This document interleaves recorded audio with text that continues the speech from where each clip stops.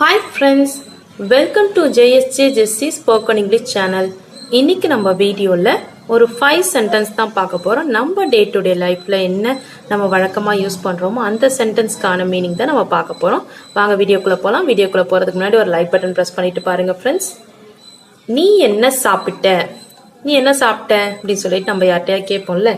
So அதுக்கு இங்கிலீஷ்ல எப்படி கேட்கலாம் அப்படின்னு பார்த்தீங்கன்னா, என்ன அப்படின்றதுக்கு இங்கிலீஷ்ல வாட். சாப்பிட்ட அப்படின்னா இறந்த காலத்துல நடந்துச்சு, ஆல்ரெடி முடிஞ்சிருச்சு, சாப்பிட்டு முடிச்சுட்ட அப்படின்ற மாதிரி கேட்குறாங்க. அதனால நம்ம அதுக்கு ஹெல்பிங் வேர்ப் வந்து டிட், கொஸ்டின் டைப் வந்துட்டு டிட்னு யூஸ் பண்ணணும். ஓகேங்களா? நீ அப்படின்றதுக்கு யூ, சாப்பிட்றதுக்கு எடுத்துக்கிட்ட, என்ன எடுத்துக்கிட்ட, என்ன சாப்பிட்டுக்கிட்ட அப்படின்றதுக்கு ஹேவ்னு கூட யூஸ் பண்ணலாம். ஓகேங்களா? வாட் டிட் யூ ஹேவ், அதாவது நீ என்ன எடுத்துக்கிட்ட, மத்தியான உணவுக்கு என்ன எடுத்துக்கிட்ட அப்படின்னு நம்ம கேட்போம்ல. மத்தியானம் நீ என்ன எடுத்துக்கிட்ட அப்படின்னு கேட்டோம்னாலும், மத்தியானம் என்ன சாப்பிட்ற அப்படின்னாலும் ஒண்ணுதான். ஸோ அந்த மாதிரி மீனிங்ல தான் வாட் டிட் யூ ஹேவ் அப்படின்னு சொல்லிட்டு சொல்லலாம். அப்படி இல்லையா, உங்களுக்கு நார்மலா சொல்லணும்னா வாட் டிட் யூ ஈட் அப்படின்னு கூட சொல்லலாம். ஓகேங்களா? ரெண்டுமே கரெக்டான சென்டென்ஸ் தான். நெக்ஸ்ட் ஒன், இந்த வேலை யார் செய்தது? இப்போ நம்ம சொல்லுவோம்ல, வீட்டில் சின்ன பசங்க இருந்தாங்கன்னா ஏதாவது ஒரு பொருளை உடைச்சிட்டாங்கன்னா இந்த வேலையை யார் செஞ்சது அப்படின்னு நம்ம கேட்போம். யார் இந்த வேலையை செஞ்சது, யார் இந்த பொருளை உடைச்சது அப்படின்ட்டு. அதுக்கு வந்து இங்கிலீஷ்ல எப்படி சொல்லலான்னு பார்த்தீங்கன்னா, ஹூ, யார் அப்படின்றதுக்கு இங்கிலீஷ்ல ஹூ.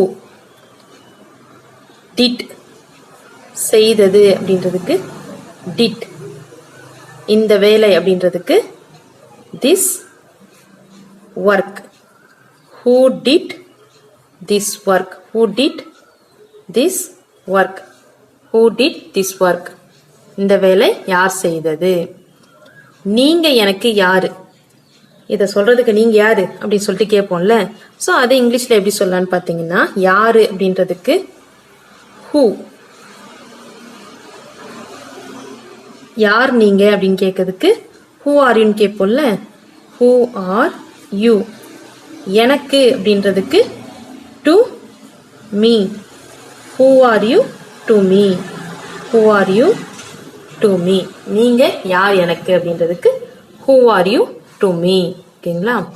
அவர்கள் உங்களை பத்தி கேட்டாங்க. அவங்க உங்களை பத்தி கேட்டாங்கப்பா, நாங்க இந்த கல்யாணத்துக்கு போயிருந்தோமா, அந்த இடத்துக்கு போயிருந்தோமா, அவங்க வந்து உங்களை பத்தி கேட்டாங்க அப்படின்னு சொல்றதுக்கு இங்கிலீஷ்ல அவர் உங்களை பற்றி கேட்டார் அப்படின்றதுக்கு இங்கிலீஷ்ல எப்படி சொல்லலாம்னு பாத்தீங்கன்னா, அவர் அப்படின்றதுக்கு he.